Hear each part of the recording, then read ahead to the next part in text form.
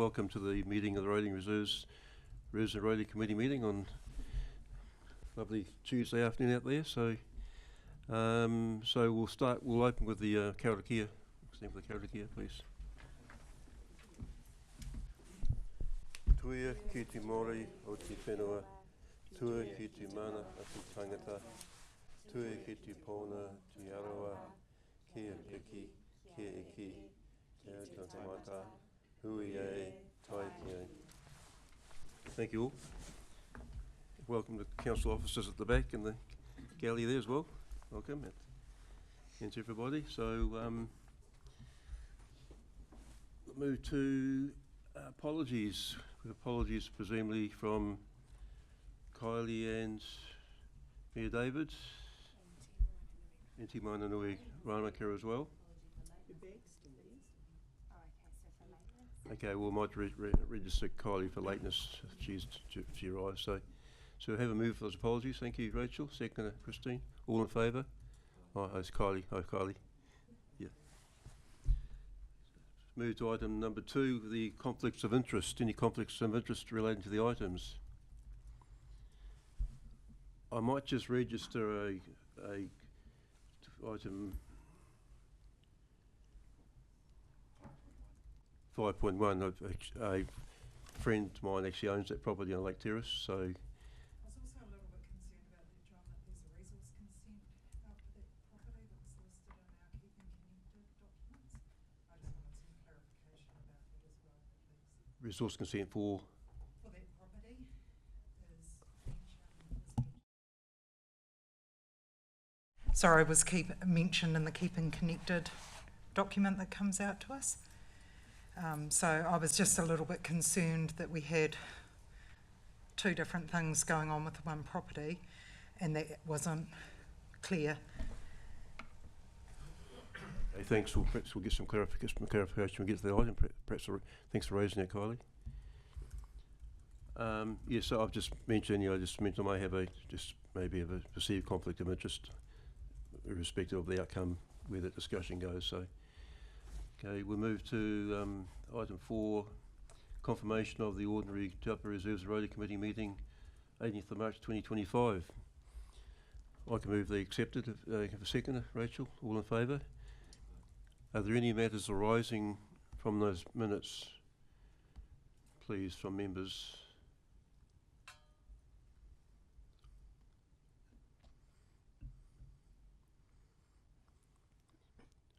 Okay, there's nothing there. We'll just move on to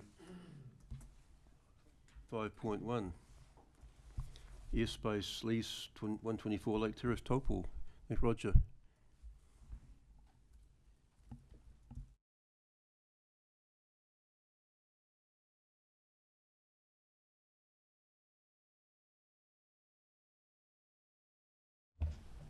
Me? Okay. Apologies from Claire, she's on leave, so I'm filling in for her to present her item, which is quite comprehensive and has been reviewed fairly extensively by various people, including legal. I'll take the item as read and I'll try and assist with any queries that committee members may have. Yeah, thanks, Roger. Is there any Christine? Yes. But when you look at that photograph, and Roger, this is no insult to you, but it just seems ludicrous that that could be any path of any aeroplane. Where the hell is the aeroplane going to come from that scoots along Lake Terrace and takes out that? That is the silliest thing I've ever seen. So I know, do we really have to do this? You know, Yvonne's nodding her head at me. Yes, we do. I just cannot see when this would ever be a reality. But I want to understand. So which enlighten me. Excuse me. Which clause particular are you referring to? It's actually an airspace lease that's over the road. Is what the purpose of the lease. Although Taupō Lake is one of the biggest airport in the country, it's. Which item are we talking about? Didn't you say that the balcony sits within the airspace of the road hanging over the road berm. Oh, God. I think I'll go home now. Thank you very much. I have to agree, it is bizarre, but It just seems so crazy. Apologies, Roger. Also, so through just to clarify. Yep. It's a little bit like when we were reviewing the brewery in Tongariro Street. He has that balcony that comes out above Victoria's or up around there. That's into the airspace. I honestly paid no attention when I read it. I was just thinking, this is mad. This is mad. Duncan. So two things, just to clarify, that airspace doesn't go forever up into the atmosphere. We're not talking that, are we? Just to clarify. The lease will be to it's not. We're not giving them unlimited space. It's the lease is to have a balcony extending 600 millimetres out for a total area of 3.9 square metres of airspace above the berm. So the lease will say you're allowed to have your balcony, and that'll define it. No, okay, yeah, to a maximum, well, to the height of the balcony, not any higher. I'm assuming, yes, yeah. But my other part of the question is, and look, forgive me because it was about a week ago I read this. How did that come about in the first place? Because it was someone made a mistake. I mean, seems to me that way. And yes, it's been a very historical encroachment. In 2002, when they came along to renovate the building, they applied for a new building consent, and it was identified that the structure was hanging over the road reserve. So an item was brought to the council in 2002 asking that, a bit of feedback from, 2002 asking that the officer's recommendation was that it be removed at the time, but the council at the time and the item as part of the attachments legalised it as long as a lease is maintained for the airspace. So they used existing use rights, I guess. The building itself has no setback from the road frontage, so there was a number of infringements at the time, but because they didn't change the structure or increase the encroachment, council approved it, and really this is a request to continue that arrangement because the lease has expired, and you'll see it's expired in 2022, so it's partly backdated to effectively legalise the leases that's been collected, because the leaseholder has continued to pay the required fee continuously, and so is up to date with their lease payments. No, I'm just interesting. Back in the day when this mistake happened, was it contractor, council didn't check the plans? I mean, I don't think there's an issue with it. I'm just not trying to make a meal out of it, but I'm just interested. Was it a mistake all round? Council at fault, contractor at fault, just went and did something? I mean, I think in fairness, saying it's historical. There's no point addressing. I take your point, a valid point, but we are here where we are now. We just have to address where we are, whether there are mistakes or whether decisions were right or wrong at the time. I think that's probably immaterial now. But I appreciate your point you're trying to make there, Duncan. I think before we obviously it reflects current legislation. I mean, this situation is bizarre to me. I agree with Christine. And Council's Road Encroachment Policy 2090 has ever changed by successive administrations. You have the ridiculous situation. You have to remove potentially the extension. But I think I'm just a little more concerned or interested in Kylie's query earlier about the resource consent. I think Warwick's advised me that Warwick advised. You can answer it now. Thank you. Thank you, through the chair. So in response to Councillor Leonard's question, there is a current resource consent that has been submitted to our resource consents team. That resource consent is for it's a subdivision consent, and it's to transfer the existing cross-lease titles into fee simple titles. So it's actually a separate process. It's of the same property, but it will have no effect on the resource consent. I understand that, but I think in full transparency it would have been good to have that within that paper. That I mean, if I hadn't have picked that up from the email on the 9th of May, we wouldn't be having that discussion now, and I think we need full transparency of information when we're considering items like this. Yep, and take on board your comment. Thank you very much. Thank you, Kylie. It's obviously, I agree with in case of transparency, I think that in this particular agenda item, we can perhaps differentiate. Thank you. Yeah. Okay. Okay, thank you. Are there any other commentary regarding the actual the agenda item? Yvonne? On the original approval, it did refer to the property owner paying any associated costs with the drawing up of the lease and any legal costs that the council's incurred, and I don't think the recommendation actually points that out.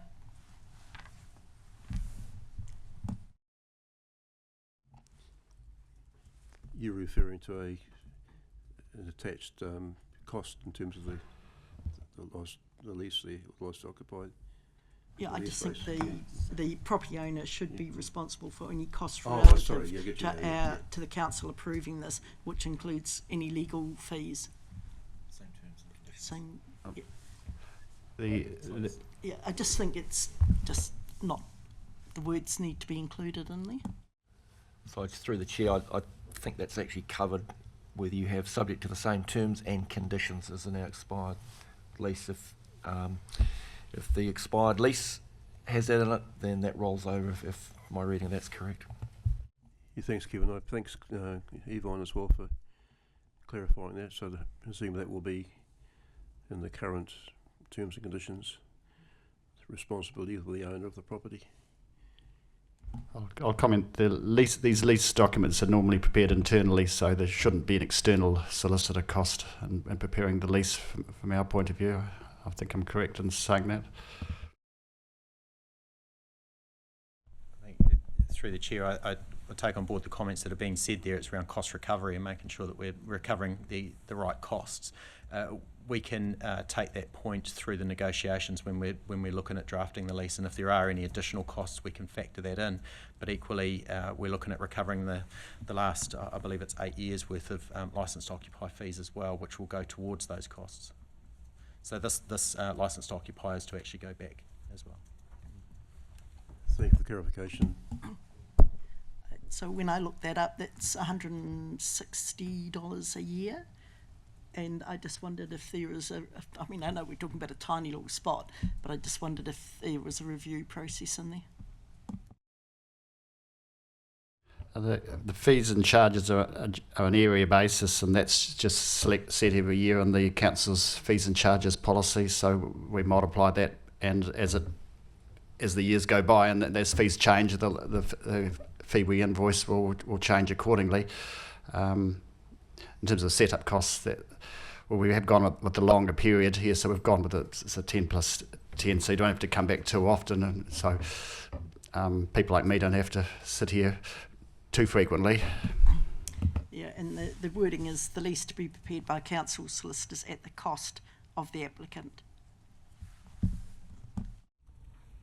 Just a quick question about this. Is this something that's going to have to be reviewed forever and a day? We're just going to have to keep rolling over an airspace licence to occupy? Is there not a more permanent fix to this?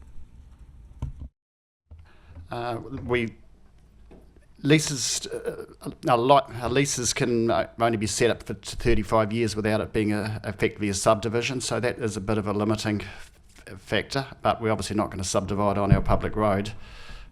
So we did go for an extended longer period here, so it's not a frequent item that comes up, because effectively we don't want to make it perpetual, because at some point we might want the space, so at least in the future council does have a chance to review it in the future, but at the moment there is no need for that airspace. It's not over the footpath, so we're okay with extended period for the foreseeable future. That would reflect in council's road encroachment policy, I guess, where that may or may not go in future.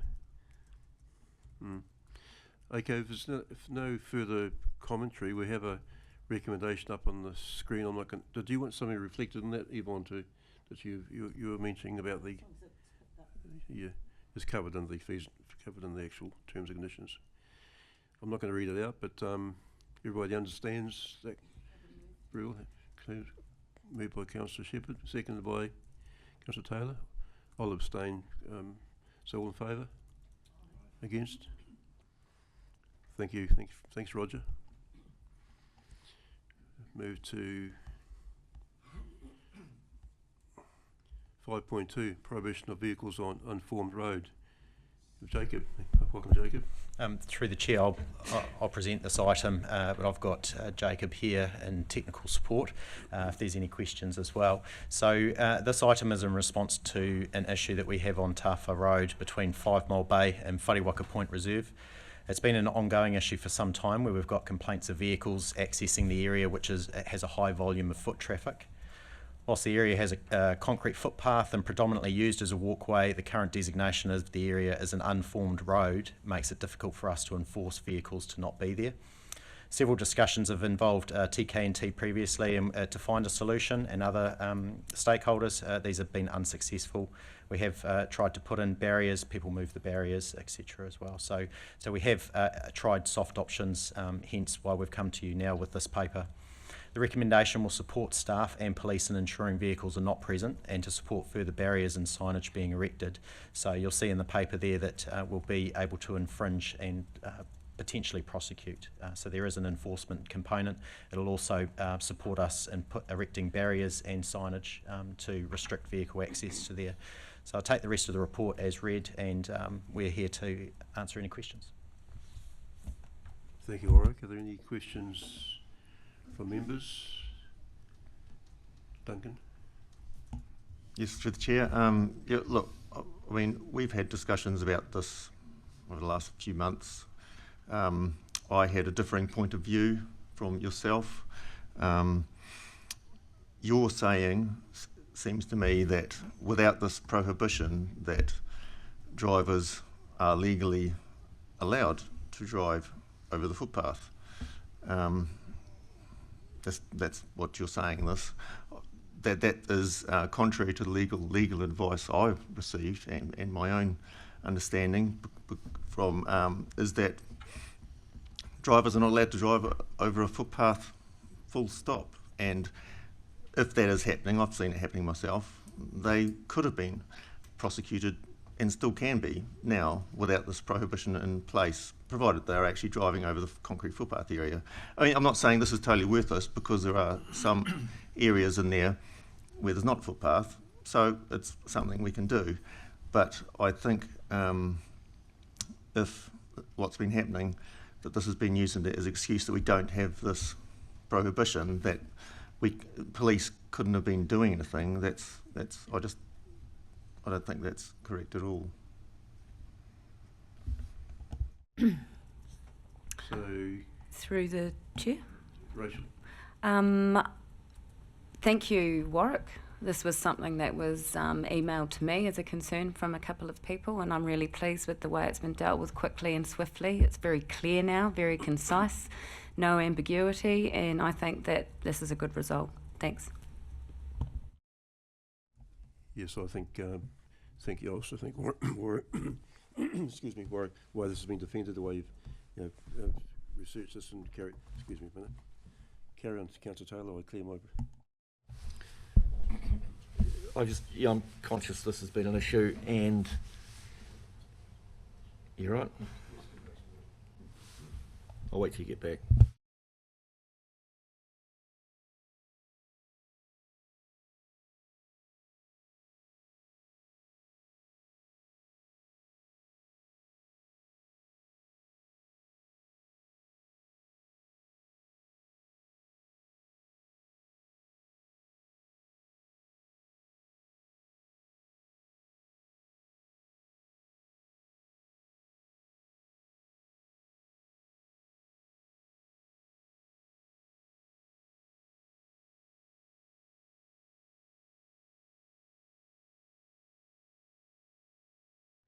I wasn't talking while you were away.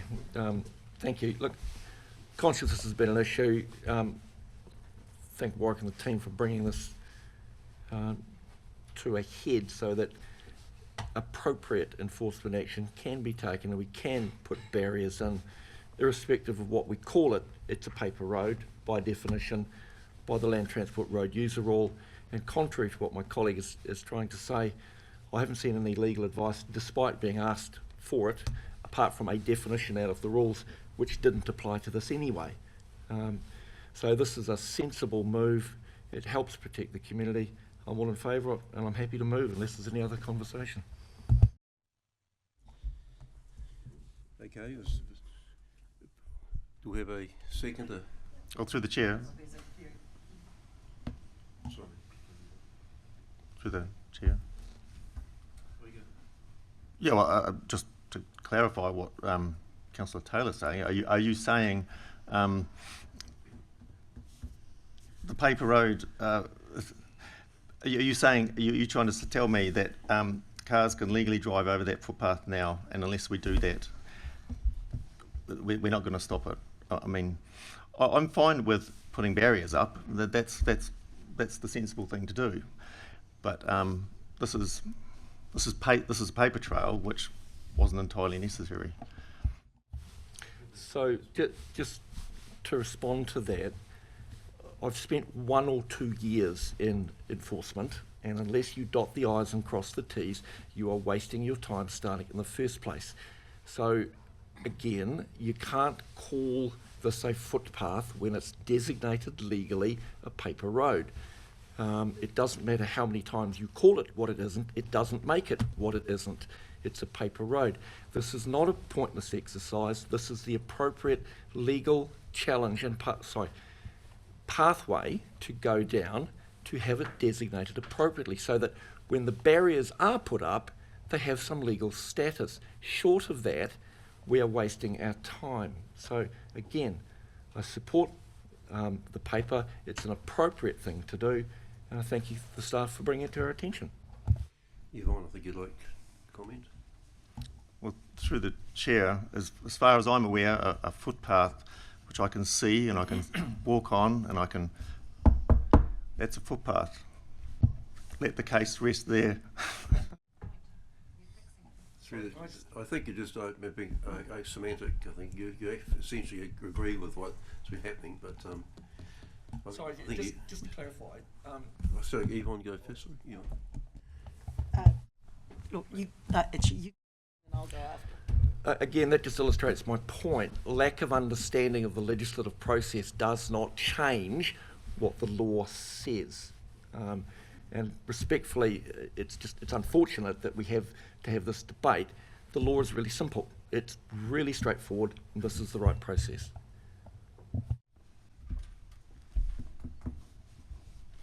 Well, through the chair.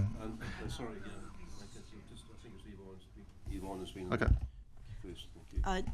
And it's just about the wording of the recommendation. It's a query more than anything else, guys. It resolves to prohibit motor vehicles, in brackets, except authorised vehicles and cycles. I would have thought are we talking push bikes here? So should cycles be included in the bracketed bit? Should it just be except authorised vehicles? Because cycles are going to be able to go over there, I would have thought, even with the barrier up. A cycle is considered a vehicle, so it needs to be exempt. Sorry, through the sorry, chair. I've just noticed I'm looking at my screen. Kylie's been waiting for some time, so I'll just to respect, let Kylie go first. Thank you, Chair. I think this is really imperative. We have a paper road that goes through our farm, and we have tourists that turn up because they actually show up on Google Maps and they think they're legally allowed to drive through them. While I was touring 2 years ago, I ended up stuck in a potato field because my Google Map took me through a potato field on a paper road. It did look like a track that I could take, so I think clarifying this once and for all and to have the appropriate things in place, regardless of a footpath or not, it is legally a paper road. So I think this is a great direction of travel, and thank you. Thank you. Through the Kylie. chair, just to clarify, I don't think there's any harm in this paper, but the harm or potential harm was, which brought it to my attention initially, was that council had put up some signs warning pedestrian users that there may potentially be vehicles using the footpath, and I believe that the potential harm in that, apart from the fact it was mischievous, because that would only be encouraging people to do what they're not supposed to be doing because it's actually a footpath and they shouldn't be doing it. And that is the law. And that I've been doing transport for a long time too. And I know the laws around transport, and I consulted a lawyer with it, and I threw it to you. And I'm not going to say no more because we're not going to get much further on this. Thank you, Duncan. I think one of us has been mischievous. It's not me or anybody else I know on this table. I think we've all had a good conversation. We've had a mover. We have a seconder, please. Rachel. All in favour? Aye. Against? Thank you, move. Thank you. Thank you, Jacob. Thanks, Warwick. A very sensible outcome.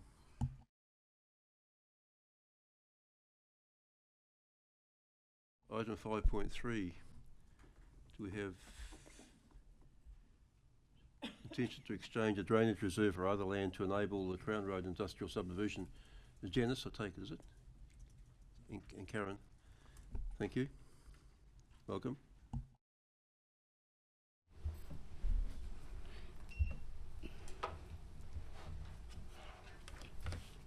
Oh, hi Janice. I understand you're new to the team, are you? Yeah, sure. Would you like to give a brief introduction? Yeah, please? through the chair, good afternoon. I'm Janice Ruben, Commercial Property Officer at the property team, and I just started in January this year.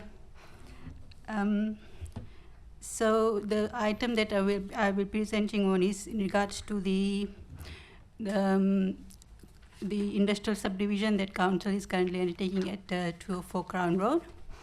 And this requires the exchange of drainage reserve for other land, and which is necessary for the to enable the council to complete the subdivision and also for the approval of the survey plan. The two parcels of land that is proposed for exchange are part of section 21 that on survey plan 438781, which is 711 square meters.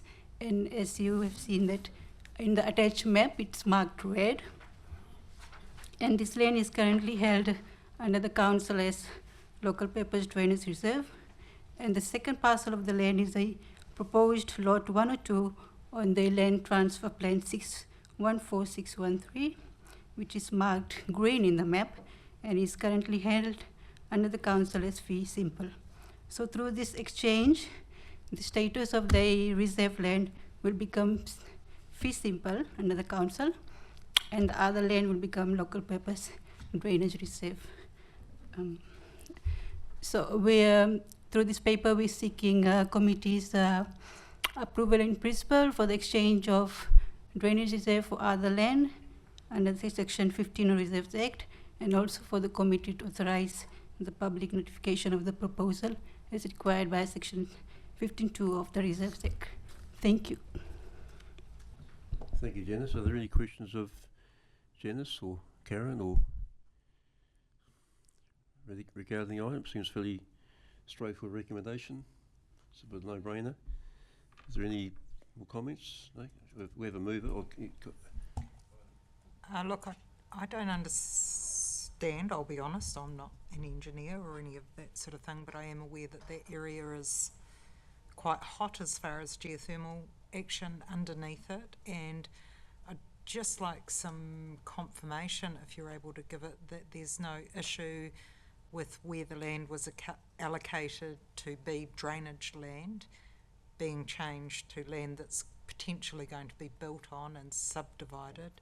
There's no risk of anything untoward that we haven't thought about in regards to that. I mean, I'm looking at this as a straight land for land swap, but I'm also quite cognizant of its interesting land in that part of Taupō as far as geothermal and what's underneath.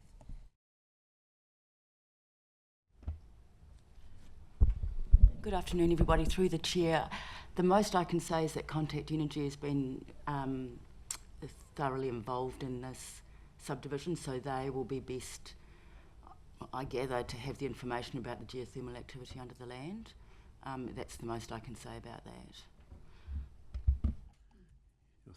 Thanks, Karen. Thanks for raising that. Kyle, does that give you any sort of at least some level of degree of comfort, or just a point well noted, or? No, that doesn't give me any level of comfort at all, to be honest. Is Roger going to respond to that? Through the chair, I might just jump in here. The frontage along Crown Road was a large stormwater ditch that was put aside as reservant, and there's a suggestion that in the days before I started in council in 2000, which is 25 years ago, that was so deep to allow potentially geothermal heat to escape sideways out of it into it, but there is no geothermal heat, and it's been cold for a long time. And now the land has been developed. It was right along the street frontage of it, so it's. I'm not quite sure of the controls there, but in terms of a needed drainage reserve, its function is no longer required for roading purposes. Through the chair, but to Kylie's point, it's not going to be built on though, is it? It's not a block of land that's going to have a building on it, and someone's going to buy it and build. It's for infrastructure. The section that's having the reserved status removed off it it's right along the frontage, so I would expect it probably to be in the setback of the road. It wasn't to allow heat to come up out of the ground straight up underneath, and it was when Crown Road was built, which was quite a lot higher as a filling, just in case of any heat came, to allow it to escape sideways out into it. And now the land has gone cold and has been cold the whole time that I've been here. It's no longer required for that purpose or for drainage, because now that it's been filled in and a drainage system's been put in, its needs gone. And to be where there's quite a lot of support to actually get rid of it, because it was almost impossible to maintain. It was just a very deep ditch which was overgrown with weeds, and now it's going to be a beautiful frontage, I guess, maintained for and usable. And through the chair, I understand geotech reporting was done on the subdivision anyway, wasn't it? As a requirement of development, they will have to certify all the sections as suitable for industrial buildings. Okay, thank you for that. So I guess my intuition is a level of comfort there with contact all over this, and I think with some of the Rachel's, I take Rachel's commentary as well. I think I'm quite happy for it on that basis, but I do respect Kylie's concern as well.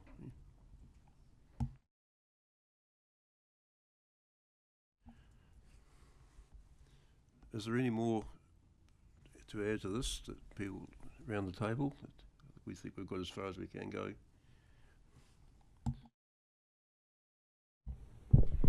I guess I just took the point from the paper there that if we are not in favour of this, we have to completely redesign the subdivision. So I don't see that we have too many choices here. And given that the geotech report is done, it's part of the setback.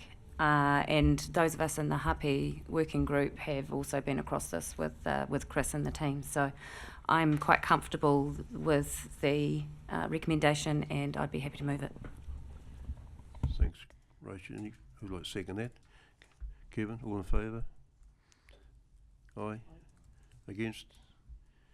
Kylie, want to not record it? Yeah. Thank you. Thanks, Janice. Thanks, Karen. Thanks, Roger, for your input as well. We've moved to 5.4, request for tree removals at Taupō Lakefront.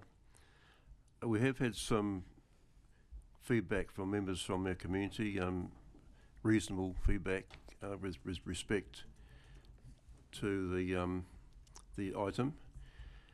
So we'll have Billy and Greg anyway to present what they put forward to us in the first instance. We'll have some commentary from that. Through the chair, thank you. Kia ora, Billy V, kai tohu paparehia Reserves Advisor, and Greg Hadley, kai whakahaere paparehia Wāhi Rāhui Parks and Reserves Manager. So yes, we're here to present the request to remove the 3 silver birch at Taupō Haruru Lakefront and various weed species between the Yacht Club and Hole in One. I have Greg here to answer any questions. Within the paper you would have seen the pictures which was taken fairly recently, but I do have an additional photo that was taken earlier this morning, around 10:30, 11 o'clock, if elected members are interested to see the current state of the silver birch. Did you want to say anything?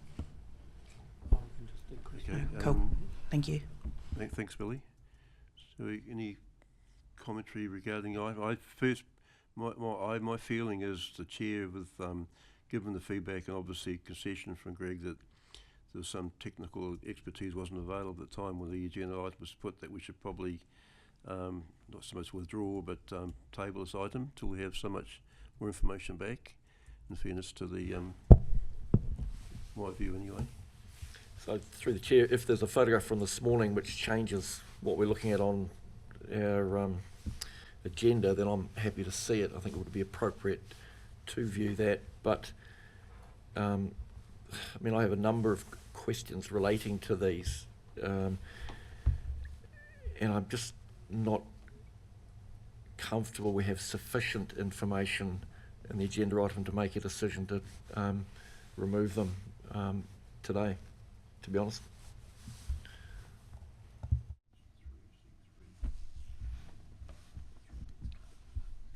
Yeah, through the chair. Yes, I'm agreeing with that sentiment. But just as I'm agreeing with the sentiment that before we wallop these big things down, which everyone is going to notice, we'd better cross our T's and dot our I's. But just of interest, how did this come to your attention right now, to do this now, as opposed to last year or next year? So I guess, yeah, we've been monitoring the cliff situation for quite some time. Wasn't quite at the stage. We were out on the Harbour Master's barge with hapu representatives, just looking at at that stage the lake level was higher. You'll appreciate that often, unless you fly a drone, you don't get an opportunity to get a close look at the cliffs during higher lake levels. Right at the moment, that's an exception. But we were out on the barge, and I guess that we'd seen a couple of quite recent block failures that were evident from what we had from earlier footage. And then hapu members raised some concerns about what was going on, and we said we'd follow up and look at it. So that was a couple of months ago. We've been just putting together a bit of an assessment on it. So this photo here, just from this morning, it was just to show that I guess the other two photographs we've got in the item are the other two trees. So it's different mechanisms of erosion going on, a couple of block failures, and then this one here is just a slumping of different type of material, but it's undermined under the tree quite a bit. Thanks, Rick. I think Rachel, you want to...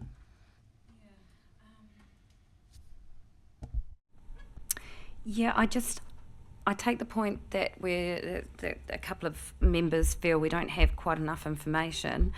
What further information do we need, given we can see that it's failing? I note that there was no soil expert to give an opinion there, but given their soil is falling away, the cliff is falling away, the trees are obviously not doing much to preserve that cliff, and time being of the essence, because as time goes on it gets worse and a catastrophic failure looks fairly imminent. So what further information do we need to be satisfied that the non-native trees that are not holding up the cliff, that is failing, should come down?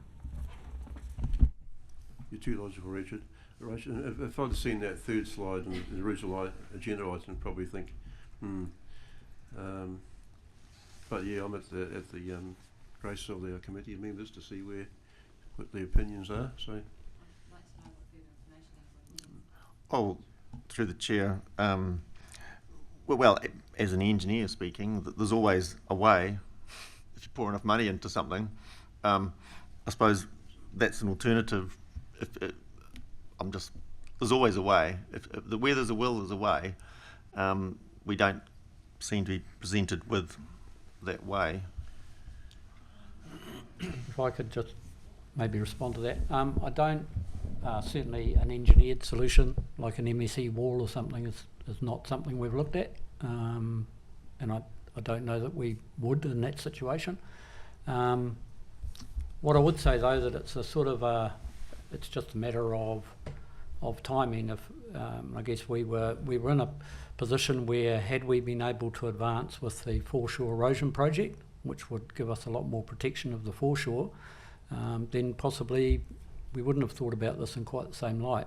But currently we're not advancing with that project at this stage. So it's like, well, you know, these are, we're looking at, if these fail, I don't think there's any risk from safety or anything like that. I don't think it's that sort of concern. I think it's just that we'll get probably 50 to 80 years worth of erosion in one event. I think also,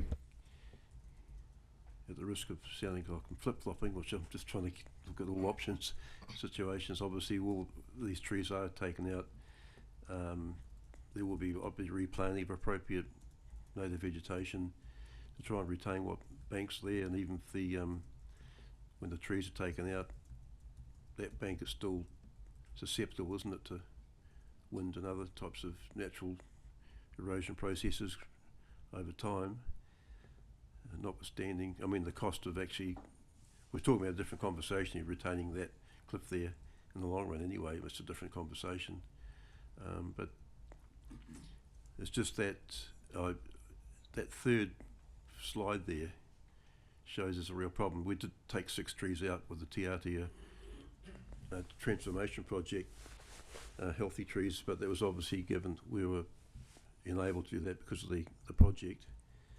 And obviously taking healthy trees out is going to also trigger public comment, but I mean, here, so without trying to skirt around it, obviously I'm quite happy to sort of see if they were taken out, I don't think I'd have a real problem, but on the other hand, if the committee feels like there could be we need more further geotechnical work or whatever, I'm happy to.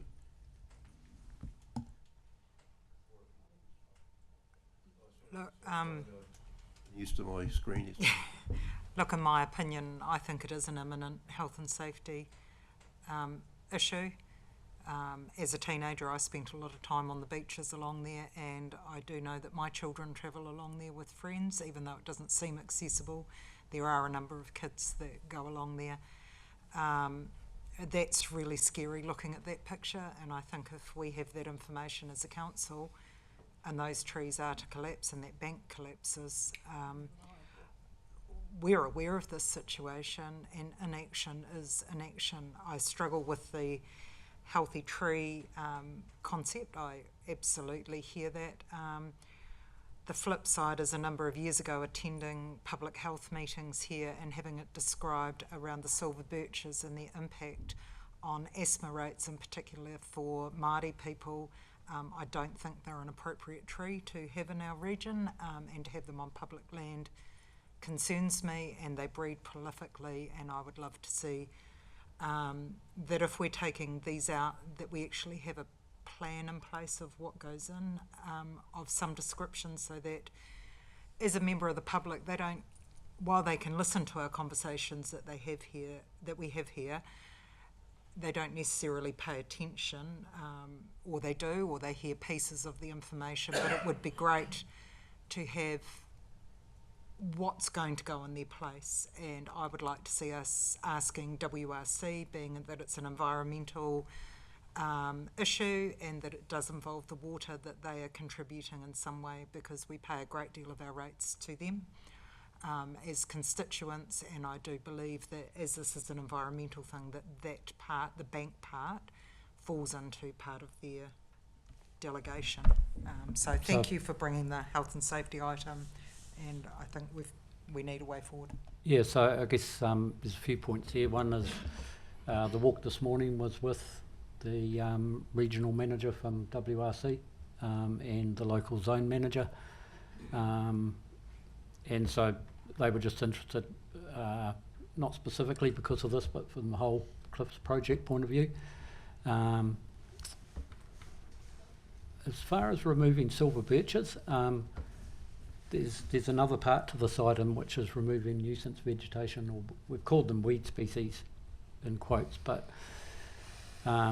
in some situations you wouldn't think of them as a weed, but they're just where they're located on the cliff face. They're just actually going to cause more problems. Now, some silver birches have established at the toe of the cliff, and I would actually like to leave those in because they're actually doing the job at the moment. They're holding the toe of the cliff together. It's just anything we replaced up at the top of the cliff wouldn't be anything that would grow to anything like that size and loading. So it would be native plantings, but much smaller than that, because that's part of the problem is when you get that sort of loading on the cliff top. Thank you.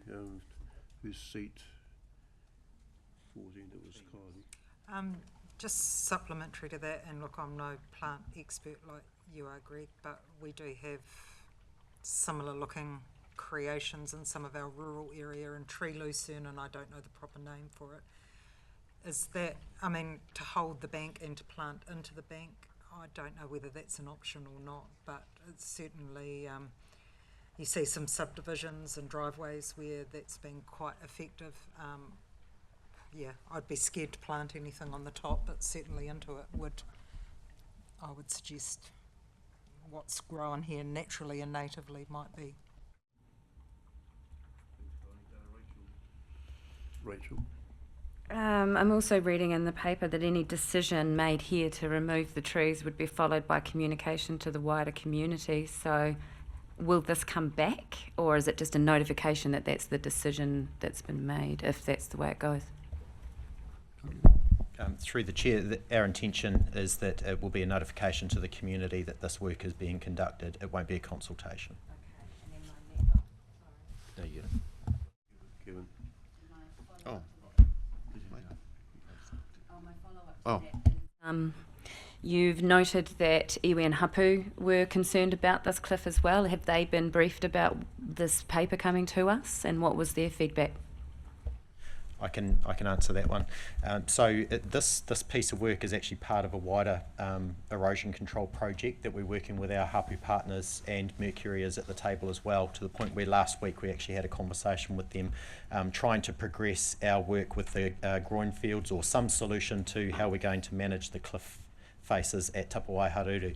As throughout that process we've identified these risks, and they're aware that these are risks and that they're aware of these papers. So when this paper was drafted as well, notification was provided to TMTB upstairs. So they're fully aware of what's going on here and supportive. Okay, so our iwi rep would have been aware of that as well on this committee. Okay, thank you. So, through the chair. Seat 8, Oh. 8, who's 8? Through the chair. Oh.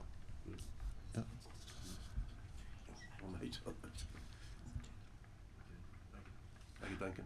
Yeah, through the chair. Yeah, I'll try and speak for the trees as best I can.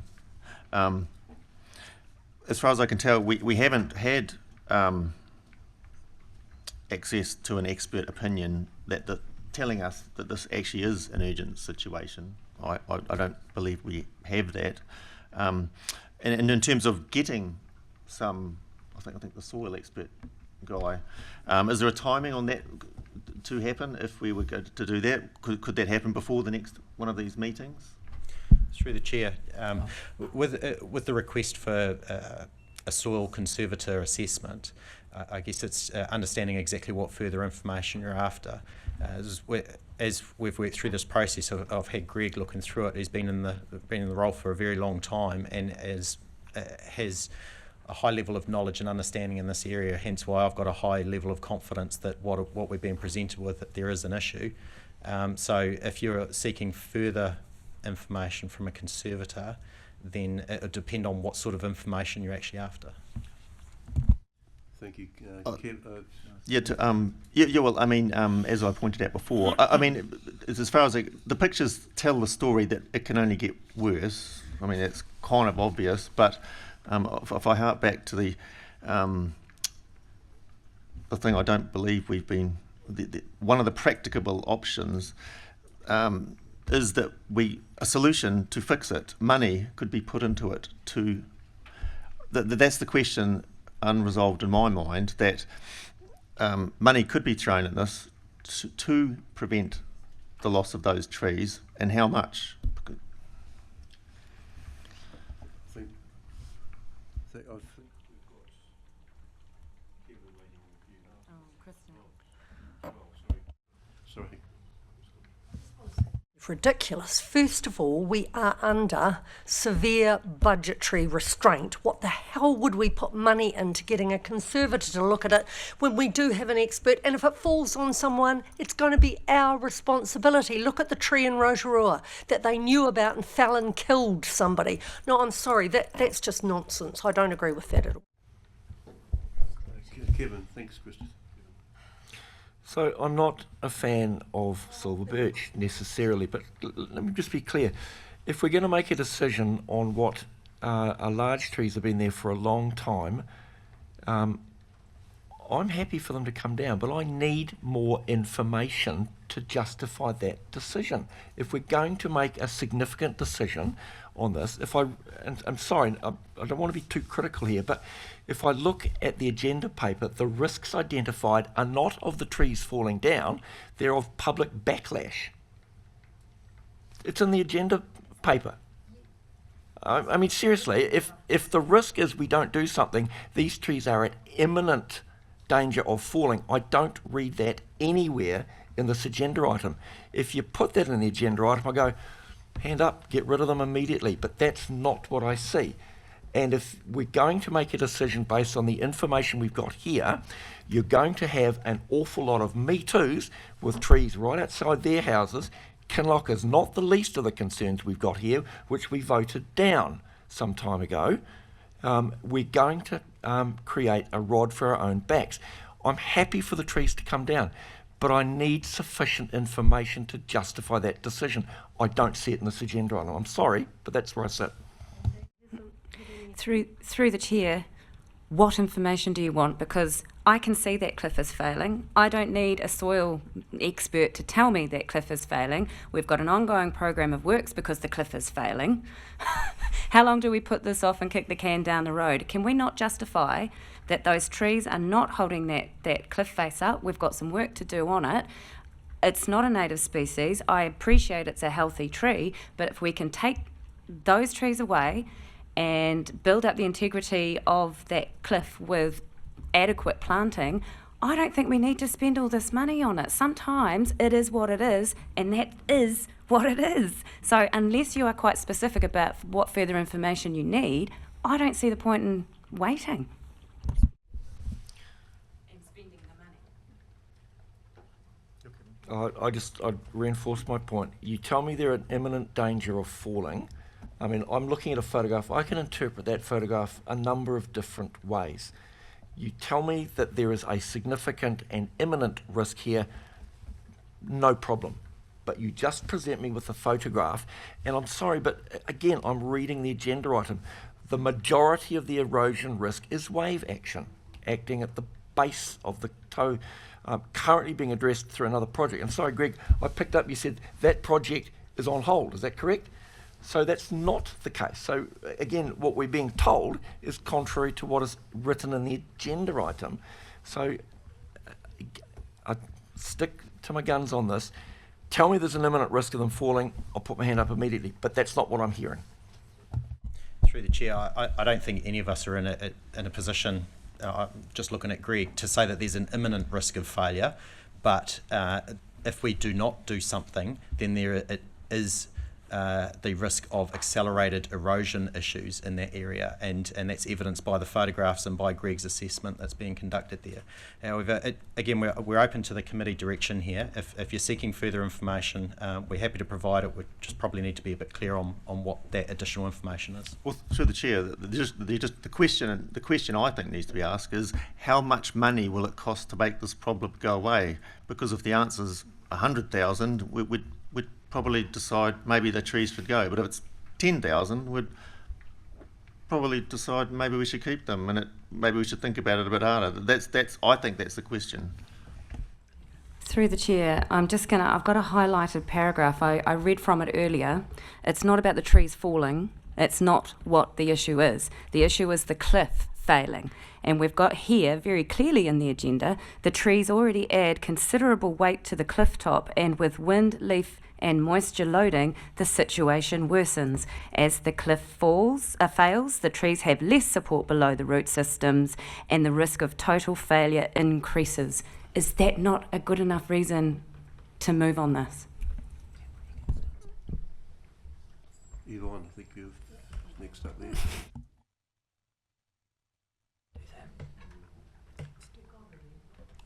So we go. I had a little drive around, and as you drive down past that problem and you head past the public toilets down at the harbour, down at most probably the base of the women's club rooms, over the last week or so with all that rain, the erosion from the very unstable pumice and similar looking bush overhang, that's the other part of the proposal that needs to come out. I really want the council staff to go and have a look at that sooner than later. That is already falling down the road. This, in my book, isn't that far away. I've personally just been involved in a bank issue where Tonkin Taylor did the report on similar trees with the same setback, and the damage that the roots cause to the cliff face is exactly what's in the report. So I don't need to have another specialist report to say those things need to come out. Duncan. Yeah, I mean, my apologies if I'm sounding like I'm repeating myself, but when I say money to make the problem go away, yes, money to make the problem, not necessarily the tree falling, but of the cliff eroding. So, for example, if we could tell the public, look, hey, we had to take these trees down, or we chose to, because it was going to cost 200 grand, 100 grand, compared to not taking them down. Well, that's a fair enough thing to be able to say, but to not be able to say, put a number on it, I don't think that's really good enough. Because look, when I first introduced the item, I obviously did not to promote conversation, because obviously there was some interest prior to the meeting to have this discussion. And until I saw that, it's the first time I've seen that third slide as well, and I'm concerned about backing up Kylie's about health and safety, and also I'm not going to. I have a soil background degree in soil, and I'm not going to make a comment on that without actually assessing what trumping perhaps a soil specialist. But I think really any further information would be probably self-evident. But anyway, we have to get to a point whether we're going to support and appreciate all the debate. It's very constructive commentary on both sides of the. We have to make a decision if there's any. Oh, sorry, Greg, you want to explain? Oh, yeah, thank you, Mr. Chair. Just a couple of responses, I guess, to some of the questions going around, and why haven't we called it an imminent thing. I think I'd sum that up by saying I can, to Warwick's point about experience, I can tell you what's going to happen, I just can't tell you when. So I wouldn't use the word imminent necessarily, but I know what's going to happen with those trees eventually. And I guess on the other one, we don't have an accurate cost of what an engineered solution is, except I kind of carry around that the blowout on the cliff, and yes, that was water and wastewater pipes as well, and they had to be realigned. I think that was $4.5 million to solve that, and a big part of that was the MSE wall. They're a major undertaking, and they're expensive to do it properly. But also note there's also a planned replanting program along that bank as well, so it would be probably more effective. It takes some time, obviously, to come into effect. Well, okay. Well, I think we've probably had very robust discussion on that. We need to come to a conclusion on the recommendations. We have. If there's no further commentary. One more. Thanks for that, Greg. Appreciate your comments. So this is just an overall comment. given that trees are an emotive subject and will always create community interest, and given the position of these three, my request is similar items, and so no disrespect, but I would prefer to have much more robust discussion around this in the paper. I hear what my fellow councillors have said, and I'd also like some assurance that the project down the bottom of the cliff is not just being stonewalled, because I get it. If hapu are expressing concerns about what's happening at the top of the cliff and we do something about it, we express concerns at the bottom of the cliff. I'd like to see hapu actually come to the party and do something about that as well. So thank you, you've changed my mind.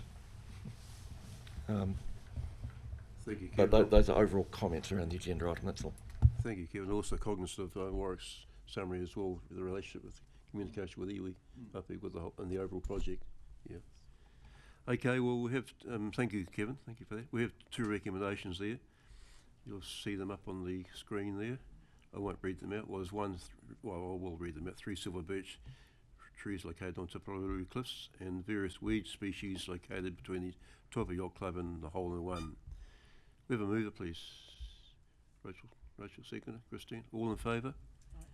Against? Okay, thanks, Duncan. You want that recorded? Yes. Okay, thank you. Thank you, Billy. Thanks, Greg. Yeah. Thank you for your time. We have 5.5 traffic control device updates. Anup, welcome.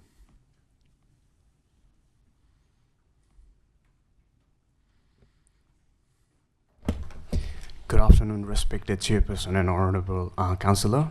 Before I start, I'd like to thank you, Councillor Westerman, for bringing that to my attention. There was error in the report. So it was just error in the street name. So thank you very much for that.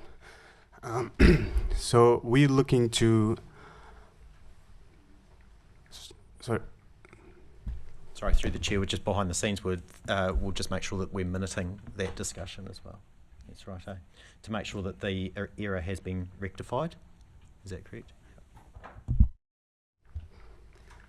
Thank you. I'll send it to Karen. Thank you. So we are planning to improve safety and access at Taupō Street. So we've been brought to Centerford. They make a comment or complain about vehicles blocking their access way all the time. And to fix that problem, we looking to paint yellow dash line to stop vehicles parking for their entranceway, so it's making it difficult to get in and out. And while we're there, I'm also looking to improve mobility, disabled parking in the area. Currently, there is one parking mobility space in the parking area, but it's too narrow and it's not to the spec, not to the right spec. And another big problem is it right next to the entranceway to the parking area, which is not safe. So I saw this opportunity to relocate this parking, removing one standard parking and converting into the full mobility parking space, and taking the existing parking mobility space out. I'll take the question, please. Thank you. Any comments around the table? Kylie? Oh, sorry, there was somebody in. Who? Okay. Changed. I think it's an excellent item that you've brought to us. I would like to see that there is some parking restriction put in there. I think that would be a wise idea. We're under quite a lot of constraints in town under parking, and I think a 2 hour or 3 hour car parking limit there would be really, really wise, and that would bring it in consistency as you move through up into this part of town, out this far. I think, yeah, fair play, no stopping, adding that in and adding some restricted parking there. Because I do note, much like they say that their parks are blocked, that they're consistently using the public parks for their vehicles, for their business. And I don't see the street being an extension of their business. Yeah, good point, thank you. Through the chair, I'll take your suggestion as a consideration. Thank you so much. That was exactly what I was about to say, is that chances are the access way, the driveway is being parked in because they've got cars for sale in the public car park. So I would suggest if they just stop doing that, they might not have the issue. But I'm glad we're putting the restrictions in, and I'd like to see further restriction on those public car parks out the front of the business, because as Kylie says, it's not an extension of their business, it's a public car park. Thank you, Kevin. So at the risk of being an echo chamber, it was exactly what I was going to say. Support the agenda item, thank you, but I'd like to see another item come back to the next or subsequent meeting, time restrictions, because that would bring that part of the CBD into some level of consistency with everywhere else, and for the reasons already expressed. Agree. That okay, we have a recommendation. Oh, sorry. Sorry, throw it out the window shortly. So there's no time limits outside that at the moment, but you'll come back with a recommendation at the next meeting for that. I think that's really important, because what the company are currently doing is taking up about 15 car parks down the side access there, and they've done that for quite a number of years. And so when the car park is chocker, you know, those car parks are taken all day by that company. Thank you, Yvonne. Excellent point. Okay, if there's no further discussion, we have a recommendation with 3 items on there. Do them on block. Excuse me, John, Sorry, I'd like to consider the whole lot. So when we have a time restriction, that we actually deal with this as one lot rather than breaking it up. Yeah, that's what I was suggesting. So defer it, the whole thing. Defer the item. Yeah. So at the moment, Oh, okay. so that we deal with this area of town in one lot. So when Okay, we so- make change, that we So make, you're suggesting we defer the item, table the item Yes. for the next yes, appropriate meeting. and include the time restraints Yeah. that have been mentioned. Is that the feeling around the table? Any objection to that? So the big car park internally is all day free parking, and we'd continue with that, but it's just the street parking we're going to put the restriction on, and that'll come back. Yep. So that will be a separate street parking to start, and then a time for another agenda item. Is that what we're saying? Or? I suggest that we pass all 3 items that deal with that piece of road frontage The parking restriction and the time limits. and the no parking and the addition of the disabled parking or the mobility parking, that we take the whole parcel as one thing that we pass at one time. Okay, I'm the device of the committee, so they're also support of that? Okay.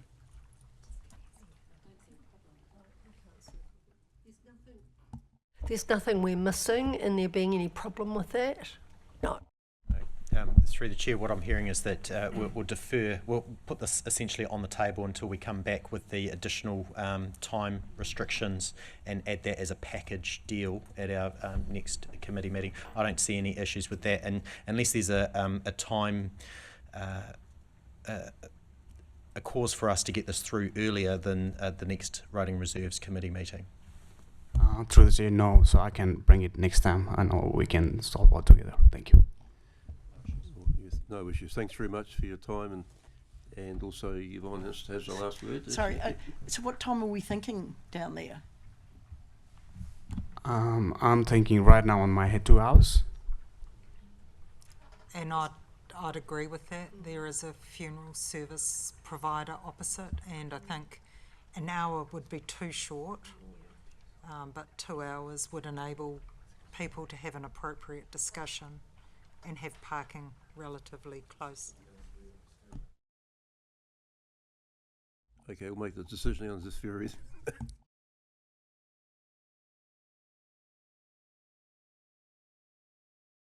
Are we able to put that recommendation at the Yeah. time limit and actually move this along? I or did can think about not that. happen? The only concern that I'd have is that we wouldn't be, as officers, going away and doing a proper analysis of the recommendation. We'd need to actually go through it properly to make sure that we're providing the right recommendation to you. I wouldn't want to make decisions on the fly. That's fine. That's good. Thank you. That's well, a good point. I was sort of thinking the same as I agree with what you were saying, and Kevin's nodding as well. So, yeah. So that we'll table that item. So we're at the end of the meeting. So we have no confidential business. So that brings us to the conclusion. So we'll close with the karakia. Thank you.